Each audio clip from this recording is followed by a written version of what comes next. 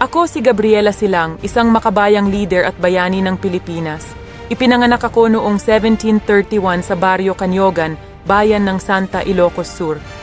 Lumaki ako sa isang pamilyang magsasaka at mula sa murang edad, naranasan ko ang hirap ng buhay sa ilalim ng kolonyal na pamamahala ng mga Espanyol.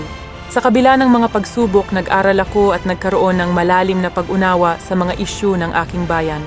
Noong ako ay 20 taong gulang, pinilit akong ikasal sa isang mayamang lalaki na si Tomas Milan, ngunit siya ay namatay makalipas ang 3 taon. Sa kalaunan, nakilala ko si Diego Silang, isang leader ng revolusyon na naghangad ng kalayaan para sa mga Ilocano. Naging katuwang ko siya sa kanyang pakikibaka laban sa mga mananakop.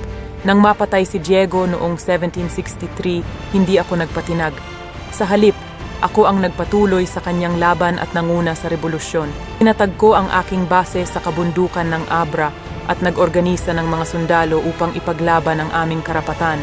Sa kabila ng aking tapang at determinasyon, nahuli ako ng mga Espanyol at pinatay noong Setyembre 20, 1763 sa edad na 32. Ngunit ang aking alaala at mga sakripisyo ay patuloy na nagbibigay inspirasyon sa mga Pilipino, lalo na sa mga kababaihan na lumaban para sa kanilang mga karapatan at kalayaan.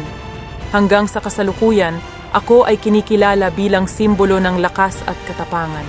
Ang aking kwento ay isang paalala na ang laban para sa kalayaan ay hindi nagtatapos at ang bawat isa sa atin ay may kakayahang magdulot ng pagbabago. Salamat sa pag-alala sa aking kwento at sa aking pakikibaka para sa bayan. Mabuhay ang Pilipinas!